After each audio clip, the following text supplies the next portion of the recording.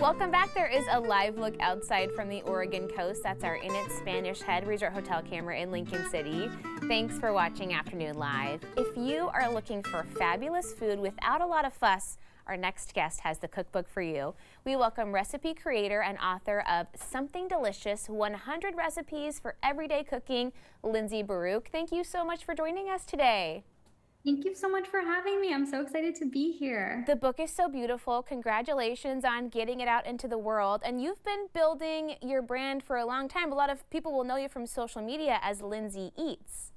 Yes, I started posting on Instagram like a decade ago, so a really long time ago. And I'm so excited my cookbook's finally here. Well, I love how you break it down into, the simplest stuff. You even have some pantry recommendations for us of things to have on hand just to make our lives easier.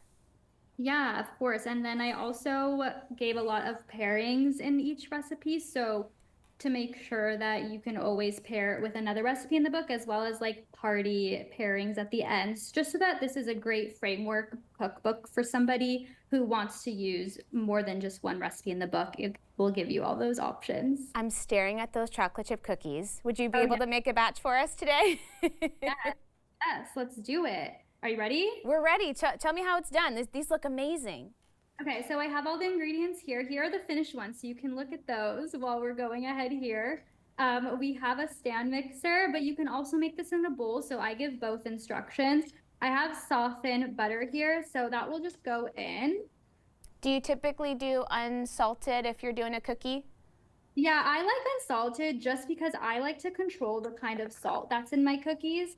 But you can totally use salted, but I also finish it with more flaky salt. So just have that control. So we'll start with unsalted butter and then white granulated sugar and then dark brown sugar as well. I really love the molasses in the brown sugar with the white sugar, and then it really like balances out with the tahini as well. Tahini is the secret ingredient in this one, right? I'm so excited for this.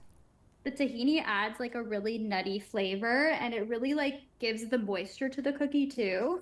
So I'll just go on low.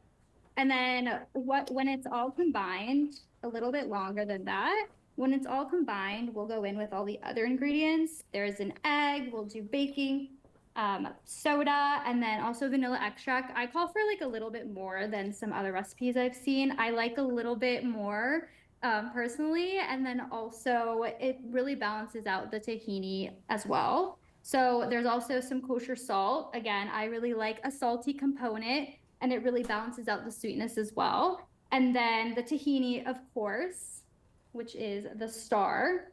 Oh, this is going to be so good. I love tahini in a baked good. Right? And to really like hone in that like sesame flavor, we're also going to like top the cookie with toasted sesame seeds, which gives this like nice texture when you're finishing off the cookie.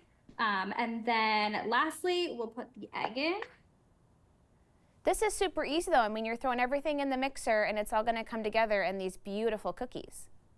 I know, it really is simple. And like I said, if you don't have a stand mixer, you can totally do this in a bowl. I've like brought everything out, but you can totally do it pretty easily. And then the flour goes in last. This is because you don't want to overmix the dough. You don't want it to become gummy and like it just cooks texturally weird. So then you just add in the flour. And then once it's all combined, I'll keep it on low while we're chatting. Once it's all combined into a mixture, then you will just take the chocolate, which I really like to do a bar of chocolate. Just because if you can see, like there's just so many textures and like and different sort of like layers versus just like a chocolate chip in a cookie. So I like to have that texture.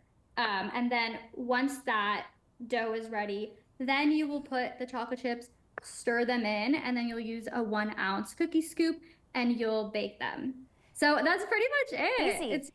Yeah, very easy. And then when it's out of the oven, you'll top it with some flaky salt, which I have here and I've already done on these cookies, and toasted sesame seeds. And the reason we do toasted sesame seeds after versus before they're baking, they'll just get a little bit too burnt and toasty since they're toasted. So we'll finish them off with that. And perfect. Well, they're so beautiful. I imagine these are a showstopper every time you make these for loved ones that they say, oh my gosh, these are my favorite chocolate chip cookies. They're really, really good, and like you don't expect the like umami flavor from the tahini, but it really, really comes through, and it really like allows the cookie to be super, super like tender and moist, and it stays moist, and it also has the like it also gets like crackly and crunchy too, which is like what I like in a cookie. I know everybody has their own preference on cookies, but I like it like a little bit of a chew, a little bit of a crunch, but still super soft inside, which is why I love the tahini in I'm this. right there with you. I love the full experience. Hey, thank you so much for sharing with us, and congratulations again on the book.